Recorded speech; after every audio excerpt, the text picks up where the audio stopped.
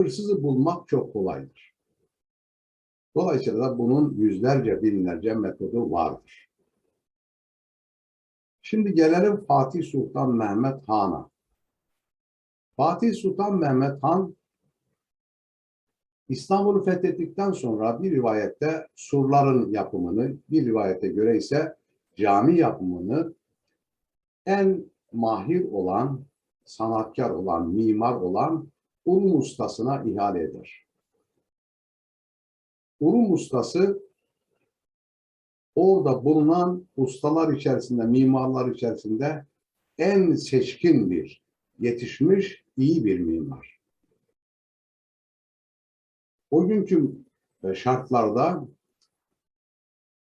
ücret verilir, yani hazineden parası verilir.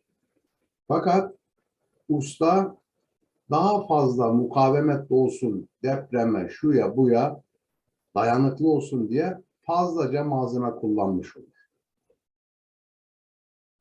Böylece bütçeden ek ödenek ister. Hani bugünkü manada ne yapılıyor? İhale yapılır. İhale yapıldıktan sonra ek bir şey ödeme istenmiş oluyor. Onun gibi. Fatih Sultan Mehmet hazineyi zarara soktun. Milletin parasını çarçur ettin, zarar verdin deyip öfkelenir ve ustanın, mimarın kolunu keser. O da yani Urum ustası ise Fatih Sultan Mehmet Han'ı kadıya şikayet eder. O günkü kadı ise Hızır Reis veya Hızır adındaki bir yargıç, hakim kadı. Fatih Sultan Mehmet Han'ın da en yakın arkadaşı. Ve duruşmaya çağırır Fatih Sultan Mehmet'i. Murat oğlu Mehmet diye çağırır. Yani padişahın, sultanın değil. Sıradan bir vatandaş, bir insan gibi çağırır. Ve mahkemeye gelir ve oturur.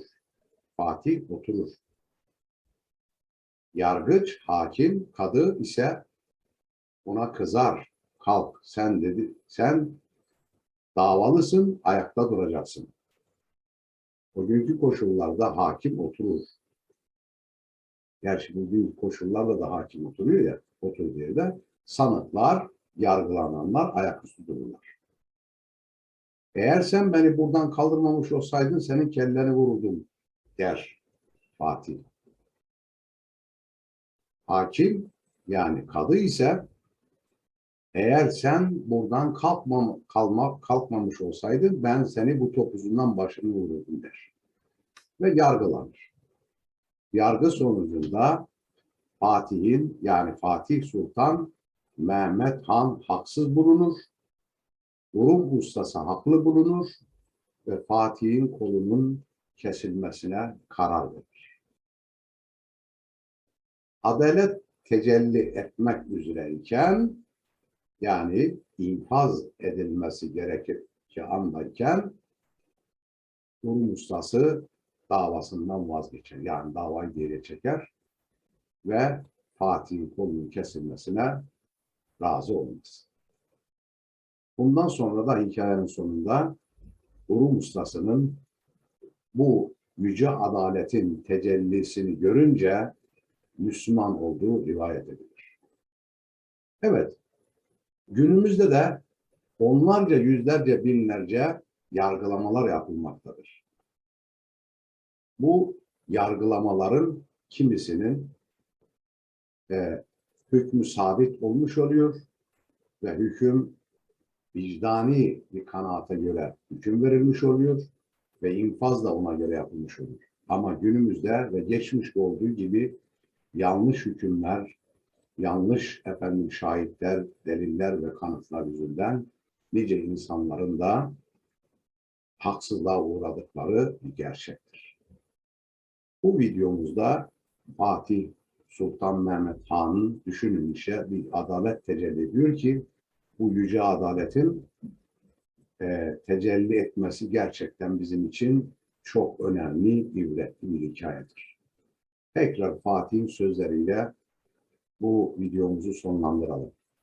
Fatih Sultan Mehmet Han der ki, aklı öldürürsen ahlak ölür. Akıl ve ahlak öldüğünde ise millet bölünür, parçalanır. Kadıyı, hakimi, yargıcı satın aldığı gün ise adalet ölür. Adalet öldüğü gün ise devlet ölür, millet ölür. Batı'da görev yaptığım sıralarda, Almanya'da görev yaptığım sıralarda orada duymuştum. Kilise günlük vakitlerde, belli vakitlerde çan çalar. İşte ölüm çanı vardı ve de vakitlerin kiliseye davet çanları çalar. Ama bunun dışında sıra dışı bir çalım vardır ki işte diyelim ki 5 sefer çalmıştır.